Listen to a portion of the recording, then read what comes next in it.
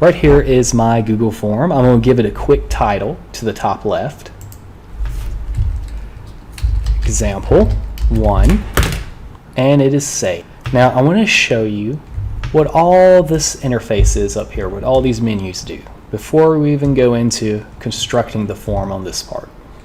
Let me zoom in here. Firstly, here's the add-on where I can load additional add-ons I've downloaded. I'll talk about that toward the end of the session, but this is where you would launch an add-on, which is kind of like a third-party program that works with your Google Apps. Next is our color palette. So this is how we make our forms look beautiful. So we click our color palette, and we can pick an orange color, we could pick blue, or we can pick a theme so they look really cool. They have a lot of built-in themes, food, dining. I'm going to pick birthday cake. Now you could upload your own photos and use as a theme, but it's a bit tricky because your photo has to be scaled a specific way. Right here, I think that's a good starting point, just using the colors or using these custom themes. We're going to go birthday. Perfect. If you want to preview your form, and you'll find yourself clicking this button a lot to see what it looks like in the student view, we click the eyeball right here. That's what our Google form looks like so far. We have animated candles in the background. We have a question that says example 1, and we have multiple choice that says option 1. Pretty grim so far, but we're going to spruce it up in a minute. Now we have our settings, a very important tab as you would imagine. When we click settings, the first thing we have is general. Under general, we can limit a response to just 1. So people can't go in time after time and keep taking a test. Now when we do this, respondents will have to sign into their Google accounts, which is good to do if you have Google Apps for Education, because then your students will be identified as soon as they take the Google exam. And you don't have to provide a space for students to enter in their names or anything like that. So limit to a response is a good tool to use. You can also allow students to, or other teachers in your workflow, to edit after they submit, or see the summary and charts text responses. Now this isn't just for them, this is for the whole class. So if you don't want to have students see data for the whole class, don't check it. Again, I'm under the Settings tab.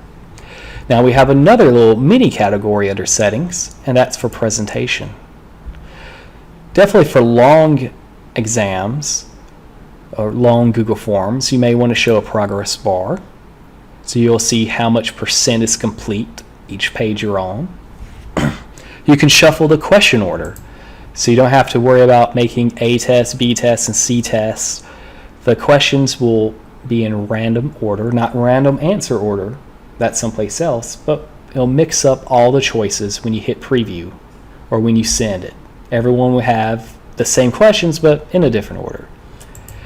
The show link to submit another response. Again, if students aren't going to be submitting a response back to back, or they're not sharing a device, then it's good not to show a link for resubmit. But if they're using the same device, after they click view score, they could click submit another response, so another person could come sit and take that place. But it's optional, it's whatever you want to have. And again, you have a confirmation message to say thank you for taking the test or redirect them someplace else, all optional. Now the coolest new addition that we have here is quizzes. And if I want to make this test quizzable, that means gradable, so it grades instantly when the student hits submit. All I have to do is click make this a quiz. Now I have a little bit of options. Release grade, basically that means show the student the grade before you do anything with it, which you can do immediately after they click the submit button, how I demonstrated, or you could do it manually later on by clicking don't release. I'm going to say immediately after they submit. Now I can further customize what they see. Do I want them to see the missed questions? Most likely you'll like them to see what questions they missed. You may not want them to see the correct answer. You make it so that, spoon feeding, that's okay. If you don't want them to see what the correct answer was when they missed it, uncheck it.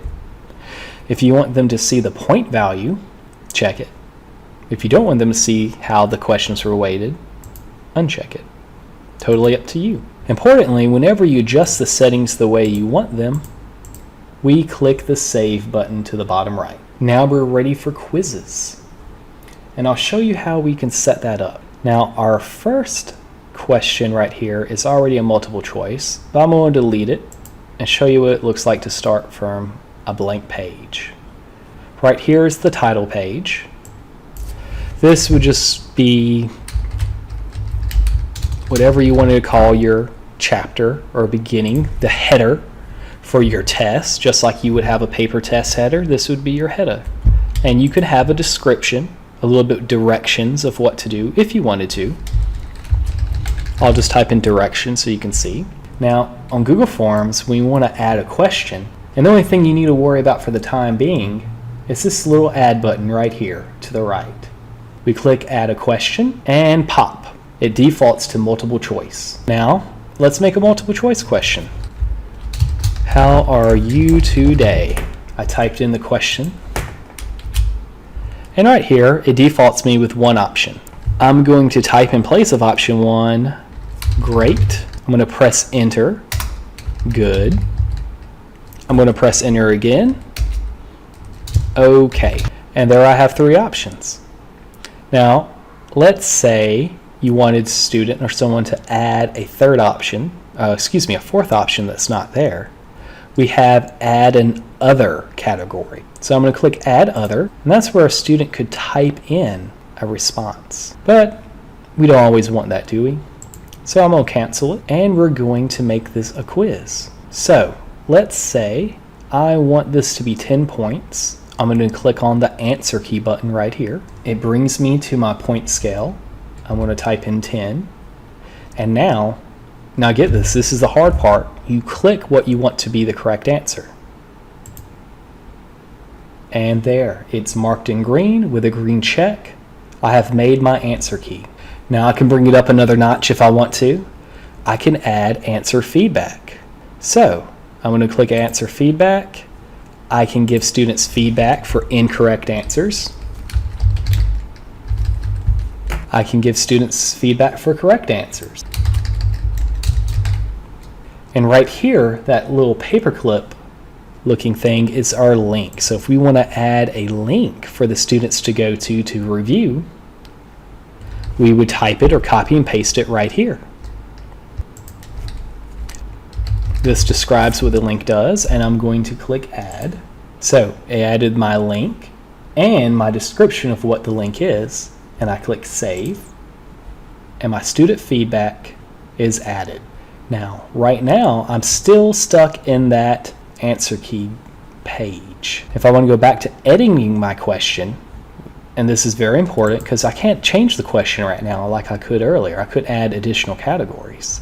We go back down to where we clicked answer key, and we see that there's the edit question button. We click edit question, bam!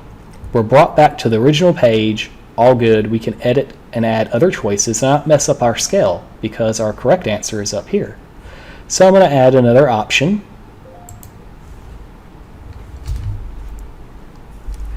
Let's say sick. There we go. Now let's see what this looks like. I'm going to go up to the top and click preview, which is the eyeball.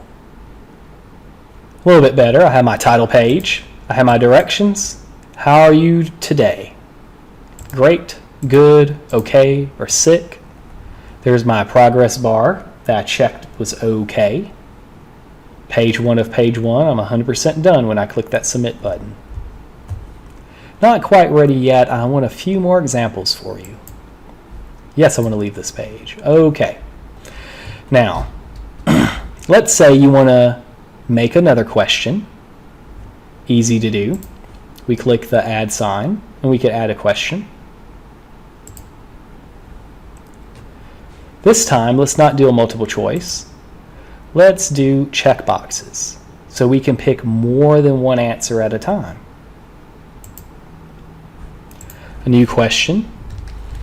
What is a multiple of 3?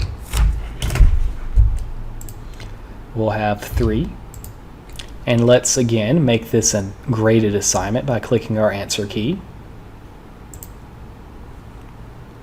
And we're going to say 3 times 1 is still 3.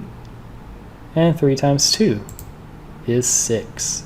2 answers. And I'm going to skip the answer feedback this time. You don't have to give it if you don't want to. And I'm going to return to my question by edit question. There we go. I made a multiple choice test. Now you can pick 2 choices. In fact, you have to. Now let's make this a little bit more guided.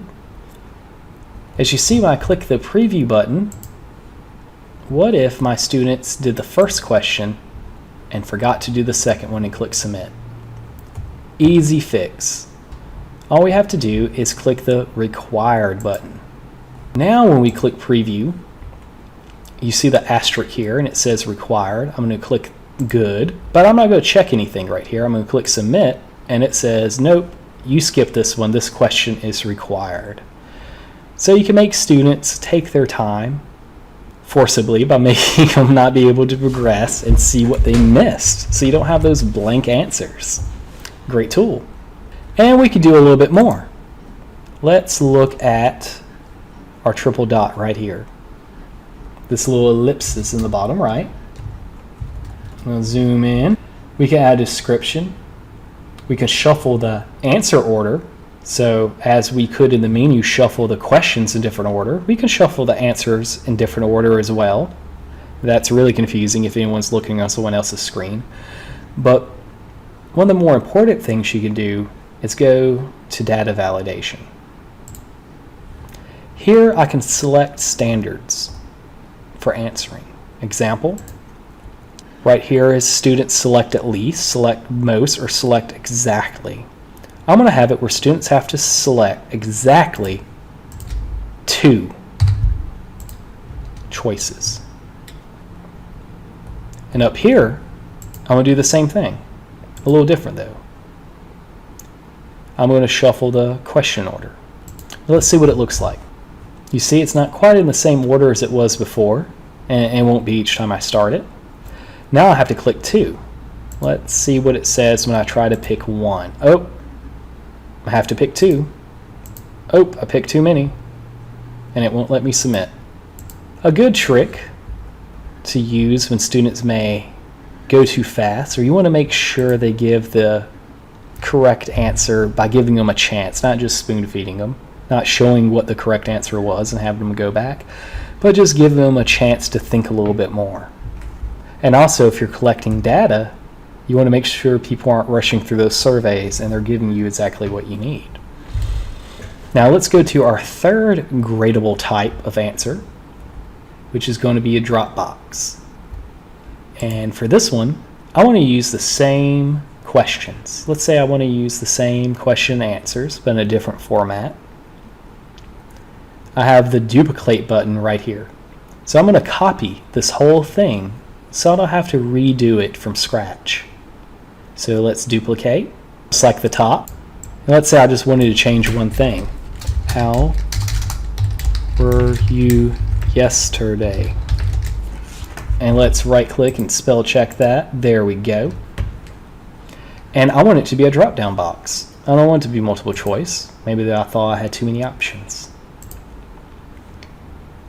And it kept my grade right here, my correct answer key.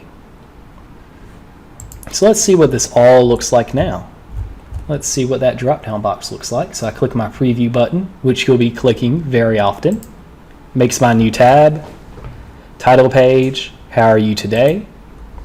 How were you yesterday? And now I have a drop down box to choose from. Really good if you're listing multiple things or having people to pick category. And drop down box, like multiple choice, and checkboxes can be instant graded using the quizzes aspect of Google Forms.